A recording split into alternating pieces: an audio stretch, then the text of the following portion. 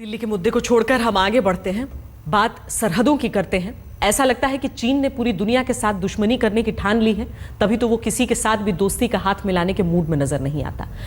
हम आपको चीन की इसी सोच से जुड़ी खबर के बारे में बताते हैं। इन दिनों पश्चिम प्रशांत सागर में अमेरिका, भारत और जापान की नेवी जॉइंट एक्सरसाइज कर रही है। इसे मालाबार एक्सरसाइज के नाम से जाना जाता है।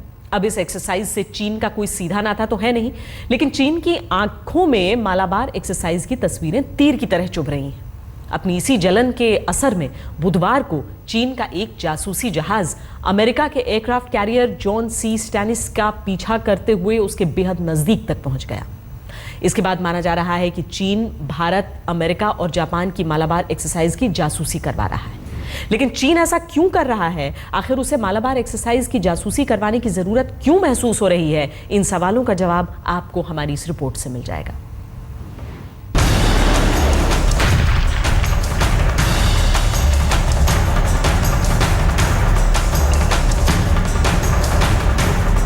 ये भारत, अमेरिका और जापान की जॉइंट मालाबार एक्सरसाइज की तस्वीरें हैं,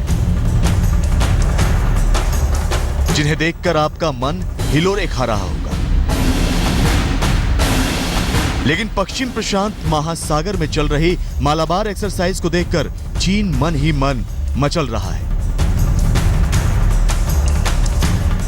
सिर्फ मचल ही नहीं रहा, बल्कि मालाबार एक्सरसाइज की जासूसी भी कर रहा है। अमेरिका, भारत और जापान की मालाबार जॉइंट एक्सरसाइज में चीन ने घुसपैठ करने की कोशिश की है। बुधवार को चीन का एक जासूसी जहाज अमेरिका के एयरक्राफ्ट कैरियर जॉन सी स्टैनिस का पीछा करते करते उसके बेहद नजदीक पहुंच गया। चीन की इस हरकत से मालाबार एक्सरसाइज में शामिल जापान और अमेरिकी नेवी की चिंता बढ़ गई है। चीन चिंतित है हिंदुस्तान, अमेरिका और जापान के बढ़ते हुए मैरीटाइम रिलेशंस के, और ये एक्सरसाइज उस इलाके में हो रही है जिस इलाके के ऊपर चाइना अपना कब्जा दिखा रहा है। चाइना बड़े पैमाने पर चिंतित है और इस वजह से वो इस एक्सरसाइज के ऊपर एक किस्म से एस्पिनाज करना चाहता है, निगरानी रखना चाहता है, ये जांचने के लिए कि किस माफिक का टाई अप हो रहा है इन तीनों देशों में।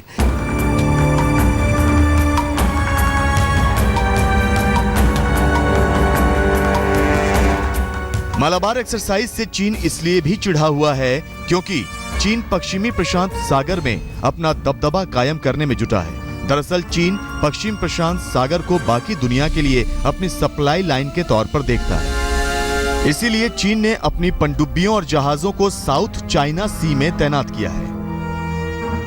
चीन बहुत बड़े पैमाने पर इंडियन ओशन रीजन में अपनी एक्टिविटी दिखा रहा है। चाइना, जैसे चाइना चिंतित है साउथ चाइना सी में, इसी प्रकार हम चिंतित हैं of the growing Chinese activity in Indian Ocean region. तो उसके जवाब में हम जवाबी कार्रवाई कर रहे हैं उस एरिया में जिसमें वो चिंतित है। भारत, जापान और अमेरिका की जॉइंट मालाबार एक्सरसाइज भी साउथ चाइना सी के पास ही चल रही है। 14 से 17 जून तक चलने वाली इस जॉइंट नेवी एक्सरसाइज में अमेरिका का 1 लाख टन वजनी एयरक्राफ्ट कैरियर जॉन सी स्टैनिस भी हिस्सा ले रहा है। इस एयरक्राफ्ट पर F-18 फाइटर जेट तैनात किए जा सकते हैं। मालाबार एक्सरसाइज में 9 अन्य वॉरशिप्स के अलावा जापान के नेवी हेलीकॉप्टर भी शामिल हैं। इंडियन नेवी के सतपुड़ा, सहयाद्री, शक्ति और कीच वॉरशिप भी इस नेवी एक्सरसाइज का हिस्सा हैं। साल 1992 से हर साल होने वाली मालाबार एक्सरसाइज में भारत और अमेरिका की नेवी संयुक्त अभ्यास करती आई है। पिछली 2 बार से जापान भी इसमें शामिल हो रहा है। शायद यही बात चीन को नागवार गुजर रही है। मंजीत नेगी, दिल्ली आज तक। बात बात पर दूसरे देशों पर शक करना चीन की आदत में शुमार हो चुका है। मालाबार एक्सरसाइज पर चीन की टेढ़ी नजर कोई नई बात नहीं है, क्योंकि इंडियन और अमेरिकी नेवी साल 1992 से ही मालाबार एक्सरसाइज कर रही हैं। दोनों देशों ने अब तक 19 जॉइंट एक्सरसाइजेस की हैं। पहली बार साल 2015 में इसमें जापानी नेवी को भी शामिल किया गया था। ये दूसरी बार है जब जापानी नेवी को इसमें शामिल किया गया है। चीन ने जापान को मालाबार एक्सरसाइज का हिस्सा बनाने पर कड़ा एतराज जताया था। दरअसल इसकी वजह चीन और जापान के बीच की टेंशन है। टेंशन ये है कि चीन पश्चिम प्रशांत महासागर पर अपना दावा करता है, जहां मालाबार एक्सरसाइज चल रही है, जबकि पश्चिम प्रशांत महासागर के इलाके को जापान अपना बताता है। जापान ने इस इलाके में अपने रेडार स्टेशन और एंटी शिप मिसाइल तैनात की हुई है। जापान अब मालाबार एक्सरसाइज के जरिए पश्चिम प्रशांत महासागर में अमेरिका और भारत के साथ मिलकर चीन को घेरने की कोशिश कर रहा है। अब हम आपको हवाई जहाज में सफर करने वाले लोगों के लिए आई खुशखबरी सुनाते हैं। मनमाना किराया वसूलने वाली नीति को अपनाकर हवा में उड़ती एयरलाइंस कंपनियों के पंख कतरने के लिए सरकार ने नई एविएशन पॉलिसी को मंजूरी दे दी है।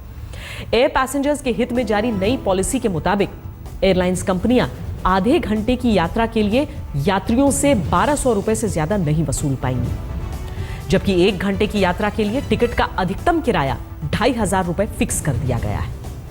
ओवर बुकिंग की बात कहकर पैसेंजर को फ्लाइट में बोर्डिंग से रोकने पर मुआवजे की राशि बढ़ाकर 20,000 रुपए हो जाएगी। उड़ान के वक्त से 24 घंटे पहले तक फ्लाइट कैंसिल होने पर मुआवजे की राशि बढ़ाकर 10,000 रुपए हो जाएगी, जो अभी सिर्फ 4,000 रुपए तक है। नई पॉलिसी के मुताबिक अगर फ्लाइट कैंसिल होने के बाद 24 घंटे के अंदर रिप्लेसमेंट फ्लाइट अरेंज की जाती है तो यात्रियों को बेसिक किराए का 200% या 10,000 रुपए तक मुआवजा मिलेगा। अगर फ्लाइट कैंसिल होने के 24 घंटे के बाद रिप्लेसमेंट फ्लाइट दी जाती है तो बेसिक किराए का 400% या 20,000 रुपए तक मुआवजा मिलेगा। मुआवजे की रकम एयरलाइंस कंपनियों को टिकट बुकिंग की डेट से 15 दिन के अंदर यात्रियों को लौटानी पड़ेगी। अगर कोई यात्री अपना टिकट कैंसिल करवाता है तो कैंसिलेशन चार्ज के तौर पर 200 रुपए से ज्यादा वसूल नहीं किए जा सकेंगे।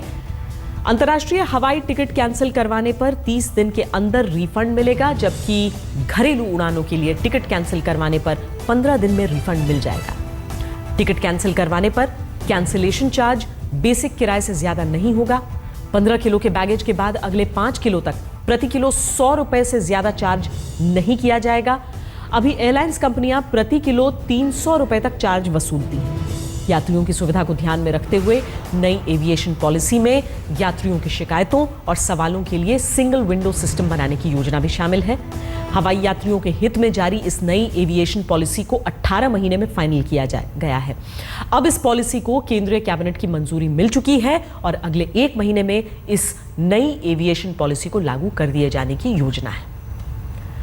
नई एविएशन पॉलिसी में यात्रियों के साथ साथ हवाई सेवाओं को बेहतर करने के लिए भी कई प्रावधान किए गए हैं। नई पॉलिसी में एयरलाइंस कंपनियों द्वारा इंटरनेशनल फ्लाइट की सर्विस शुरू करने के लिए डोमेस्टिक मार्केट में 5 साल के अनुभव की शर्त खत्म कर दी गई है। अगर किसी एयरलाइंस कंपनी के पास 20 एयरक्राफ्ट हैं तो वो बिना किसी एक्सपीरियंस के भी सीधे इंटरनेशनल फ्लाइट शुरू कर सकेंगे। नई पॉलिसी में क्षेत्रीय और छोटे एयरपोर्ट्स को विकसित करने पर भी जोर दिया गया है। सरकार एयरलाइन कंपनियों के प्रति उड़ान 8,000 रुपए का टैक्स लेगी। इस टैक्स से 500 करोड़ रुपए का फंड बनाया जाएगा, जिससे छोटे एयरपोर्ट्स के रूट्स की सुविधाएं शुरू की जाएंगी। नई एविएशन पॉलिसी पर सिविल एविएशन मिनिस्ट्री का कहना है कि पैसेंजर्स की तरफ से शिकायतें मिल रही थीं कि उन्हें फ्लाइट कैंसिल होने पर पूरा रिफंड नहीं मिलता है और उनकी शिकायतों पर भी 15 दिनों में निपटारा नहीं होता। सिविल एविएशन मिनिस्ट्री का दावा है कि नई एविएशन पॉलिसी से हवाई यात्रियों की ये सभी शिकायतें दूर हो जाएंगी और एयरलाइंस कंपनियों की मनमानी भी बंद हो जाएगी। पहले रिफंड की जो प्रक्रिया थी उसमें कोई समय सीमा नहीं थी। अब समय सीमा निश्चित कर दी गई है कि डोमेस्टिक फ्लाइट्स के लिए 15 दिन में और अंतर्राष्ट्रीय फ्लाइट्स के लिए 30 दिन के अंदर ये पैसा एयरलाइंस की जिम्मेदारी होगी कि पैसेंजर के खाते में वापस जाए। कैंसिलेशन चार्ज किसी भी तरह से जो बेसिक फेयर है, जैसे कई बार 1200 रुपए की टिकट होती है, उसमें बेसिक फेयर मात्र 200 रुपए होता है, तो कैंसिलेशन चार्ज 200 रुपए से अधिक नहीं होगा। कैंसिलेशन की फ्लाइट कैंसिलेशन की स्थिति में अगर 2 सप्ताह पहले अगर एयरलाइंस ऑपरेटर अपने पैसेंजर को सूचना देता है तो इसमें कोई भी कंपनसेशन दे नहीं होगा।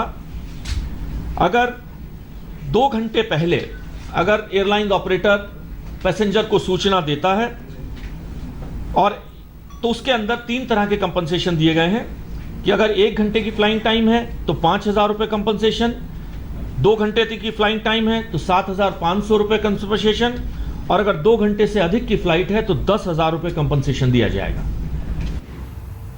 सरकार द्वारा नई एविएशन पॉलिसी का लक्ष्य भी तय कर दिया गया है। वित्त वर्ष 2014-15 के दौरान देश में घरेलू विमान यात्रियों की संख्या करीब 13 करोड़ 93 लाख थी।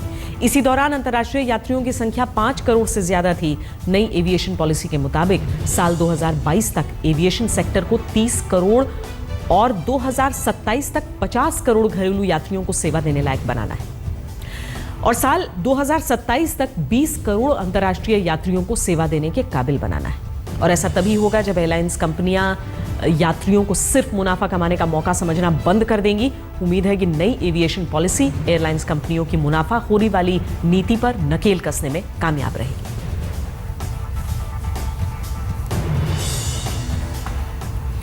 रुक रहे एक ब्रेक के लिए, आप रहिए खबरदार।